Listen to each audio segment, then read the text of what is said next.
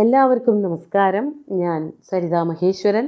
ഇന്ന് ശ്രീകൃഷ്ണവിലാസ മഹാകാവ്യത്തിൻ്റെ 9ാമത്തെ സർഗത്തിലെ 83, 84 എന്നീ 2 ശ്ലോകങ്ങളാണ് നമ്മൾ പഠിക്കാൻ പോകുന്നത്. 2 ശ്ലോകങ്ങളിലും ഉപജാതി വൃത്തം തന്നെയാണുള്ളത്. ഇവിടെ കഴിഞ്ഞ ദിവസം പറഞ്ഞു നിർത്തിയത് ശ്രീകൃഷ്ണൻ സാരഥിയുടെ കൈ പിടിച്ചുകൊണ്ട് രഥത്തിലേക്ക് കയറി എന്നാണ്. ഇനി ബലരാമൻ എന്താണ് ചെയ്യണത് എന്നുള്ളത് നമുക്ക് ഈ ശ്ലോകങ്ങളിൽ കാണാം. നമുക്ക് ആദ്യം 83ാമത്തെ ശ്ലോകം നോക്കാം. രാമസ്വധാംനാ മഹതാ ഹരിഷ്യൻ ദിഗ്വ്യാപിനീം വൈരിചമൂതമിശ്രാം മഹീധരം പൂർവമിവ ഔഷധീശോ രഥം സതാളധ്വജമധ്യരൂക്ഷത്. നമുക്കാദ്യം പദച്ഛേദം പറയാം. രാമ സ്വധാംനാ മഹതാ ഹരിഷ്യൻ ദിഗ്വ്യാപിനീം വൈരിചമൂതമിശ്രാം മഹീധരം പൂർവം ഇവ ഔഷധീശ രഥം സതാളധ്വജം അധ്യരൂക്ഷത്. ബലരാമൻ എങ്ങനെയാണ് രഥത്തിൽ കയറിയത് എന്ന് കവി വർണ്ണിക്കുകയാണ്. രാമൻ ബലരാമൻ മഹതാ സ്വധാംന ദിഗ്വ്യാപിനീം വൈരിചമൂതമിശ്രാം ഹരിഷ്യൻ. മഹതാ സ്വധാംന തൻ്റെ മഹത്തായ തേജസ്സുകൊണ്ട് അല്ലെങ്കിൽ ശക്തി കൊണ്ട് എന്നൊക്കെ അർത്ഥം. ധാമ ശബ്ദത്തിന് തേജസ് എന്നും ശക്തി എന്നൊക്കെ അർത്ഥമുണ്ട്.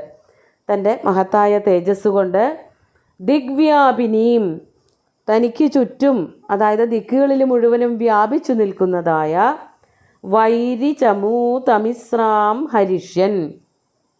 വൈരികൾ, ശത്രുക്കൾ, അതായത് ഇവിടെ മഗധരാജ്യത്തിലെ ഭടന്മാർ, അവരുടെ ആ സൈന്യത്തിനെയാണ് വൈരി ചമു എന്ന് പറയുന്നത്. ചമു എന്ന് പറഞ്ഞാൽ സൈന്യമാണ്. വൈരി ചമു തമിശ്രാം, തമിശ്രത എന്ന് പറഞ്ഞാൽ ഇരുട്ട്. അപ്പോൾ പ്രതിപക്ഷത്തിലെ, ശത്രുപക്ഷത്തിലെ ഭടന്മാരാകുന്ന ഇരുട്ടിനെ വൈരി ചമു തമിശ്രാം ഹരിഷ്യൻ, അവരെ ഇല്ലാതെയാക്കിക്കൊണ്ട്. അതായത് ഇവിടെ രണ്ടർത്ഥത്തിലാണ് പറയണത്. ബലരാമനെ വർണ്ണിക്കും വേണം, അതോടൊപ്പം തന്നെ ചന്ദ്രനെ വർണ്ണിക്കും വേണം. അപ്പോൾ 2 പേരെയും ഒരുമിച്ച് വർണ്ണിക്കാവുന്നതായ ശ്ലിഷ്ടപദങ്ങൾ ഉപയോഗിച്ചിട്ടാണ് ഇവിടെ കവി വിശദമാക്കണത് ശ്ലോകം. അതാണ് പറയണത്.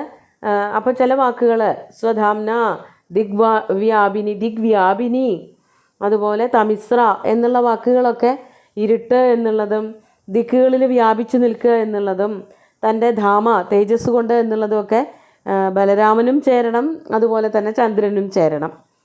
അതിനു വേണ്ടിയിട്ട് ചേർന്നതായ വാക്കുകൾ ഉപയോഗിക്കണു എന്നേ ഉള്ളൂ. അപ്പോൾ ദിക്കുകളിൽ മുഴുവനും വ്യാപിച്ചു നിൽക്കുന്നതായ ശത്രുപക്ഷമാകുന്ന ഇരുട്ടിനെ ഹരിഷ്യൻ ഇല്ലായ്മ ചെയ്തുകൊണ്ട് ഔഷധീശ, ഔഷധീശൻ എന്ന് പറഞ്ഞാൽ ചന്ദ്രനാണ്. ഔഷധികളുടെ ഈശൻ ചന്ദ്രൻ. ചന്ദ്രൻ പൂർവം മഹീധരമിവ, ചന്ദ്രൻ കിഴക്ക് പർവ്വതത്തിൻ്റെ മുകളിൽ, ഉദയപർവ്വതത്തിൻ്റെ മുകളിൽ, ഉദിക്കുന്നത് ഒരു പർവ്വതത്തിൻ്റെ മുകളിൽ നിന്ന് അസ്തമിക്കുന്നത് മറ്റൊരു പർവ്വതത്തിൻ്റെ, പടിഞ്ഞാറുള്ള ഒരു പർവ്വതത്തിൻ്റെ അപ്പുറത്തേക്ക് പോയിട്ട് എന്നൊക്കെയാണ് പഴയ കവി സങ്കല്പം. അതനുസരിച്ചാണ് പറയണത്. പൂർവം മഹീധരമിവ, കിഴക്കുള്ള പർവ്വതത്തിൻ്റെ മുകളിലേക്ക് എന്നതുപോലെ സതാളധ്വജം രഥം അധ്യരൂക്ഷത്. സതാളധ്വജം, വലിയ താളധ്വജം, ധ്വജം എന്ന് പറഞ്ഞാൽ കൊടി, വലിയ കൊടിമരമുള്ളതായ, താളം എന്ന് പറഞ്ഞാൽ പന എന്നൊക്കെയാണ് അർത്ഥം. ഒരു പന പോലെ ഉയർന്നു നിൽക്കുന്നതായ കൊടിമരത്തോടു കൂടിയ, കുറച്ചധികം വലിപ്പമുണ്ട് ആ ഒരു കൊടിമരത്തിന്, അതുകൊണ്ടാണ് അതിനെ താളവൃക്ഷത്തെ പോലെ എന്നൊക്കെ പറഞ്ഞത്. അങ്ങനെ താളവൃക്ഷം പോലെ ഉയർന്നു നിൽക്കുന്ന കൊടിമരത്തോടു കൂടിയ ആ രഥത്തിലേക്ക് അധ്യരൂക്ഷത് കയറി.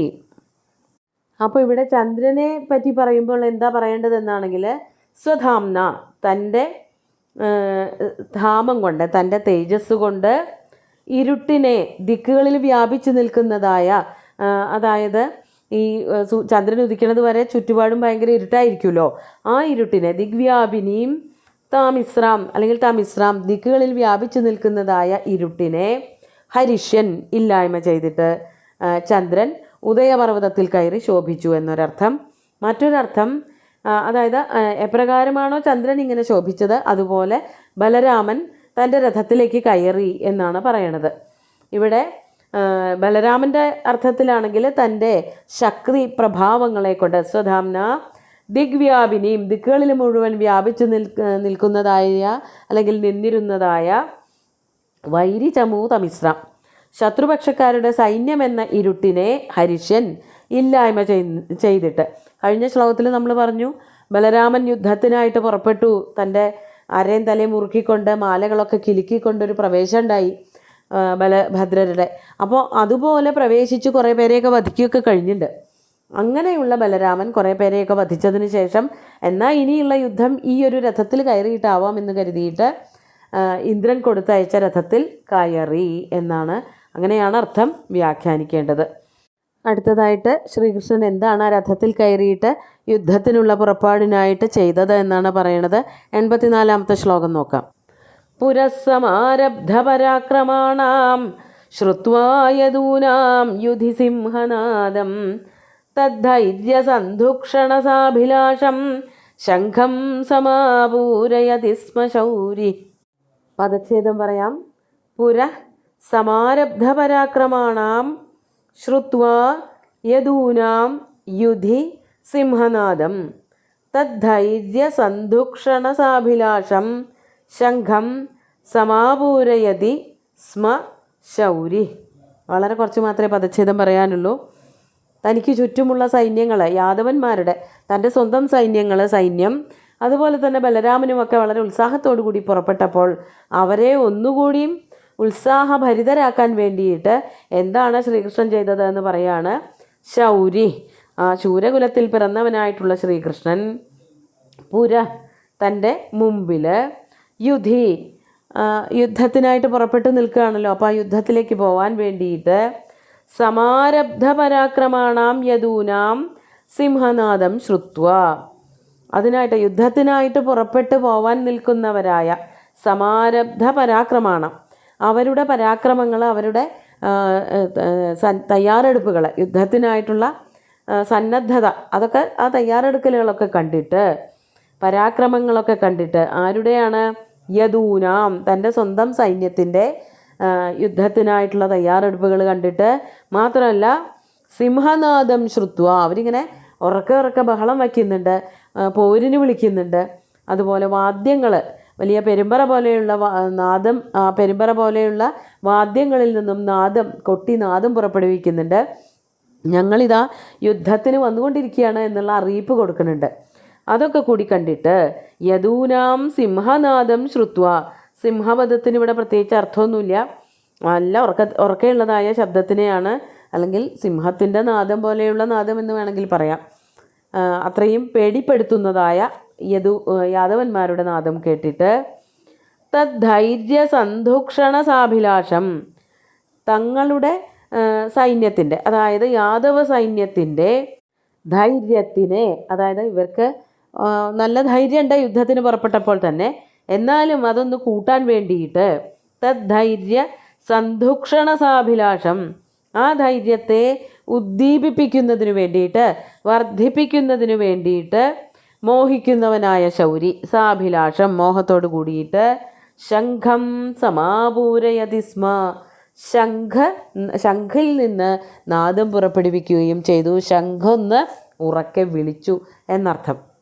അതായത് ശ്രീകൃഷ്ണൻ്റെ കയ്യിലിപ്പോൾ സാന്ദീപനിയുടെ ആശ്രമത്തിൽ പോയി വന്നതിന് ശേഷം ഒരു ശംഖുണ്ട്. ആ ശംഖാണല്ലോ പാഞ്ചജന്യം. പാഞ്ചജന്യത്തിൽ ഊതിക്കൊണ്ട് തങ്ങളുടെ വരവ് അറിയിക്കുകയും ചെയ്തു. ശ്രീകൃഷ്ണനും ബലരാമനും ഈ മഗധ രാജ്യത്തിലെ സൈന്യത്തിൻ്റെ നേർക്ക് ആക്രമിക്കാനായിട്ട് വരികയാണ് എന്നുള്ളത് അറിയിക്കുന്നത് പോലെ ശംഖനാദം പുറപ്പെടുവിക്കുകയും ചെയ്തു. ആ നാദം കൂടി കേട്ടപ്പോഴേക്കും യാദവന്മാരെല്ലാവരും തന്നെ വർദ്ധിത വീര്യന്മാരായിട്ട് യുദ്ധത്തിനായിട്ട് മുമ്പേ നടന്നു എന്നാണ് കവി വർണ്ണിക്കുന്നത്.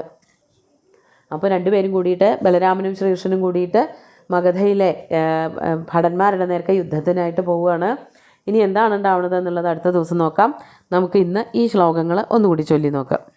രാമസ്വധാംനാ മഹദാ ഹരിഷ്യൻ ദിഗ്വ്യാപിനീം വൈരിചമൂതമിശ്രാം മഹീധരം പൂർവമിവ ഔഷധീശോ രഥം സതാളധ്വജമധ്യരൂക്ഷത് പുരസ്സമാരബ്ധപരാക്രമാണാം ശ്രുത്വാ യദൂനാം യുധി സിംഹനാദം തദ്ധൈര്യസന്ധുക്ഷണസാഭിലാഷം ശംഖം സമാപൂരയതി സ്മ ശൗരി.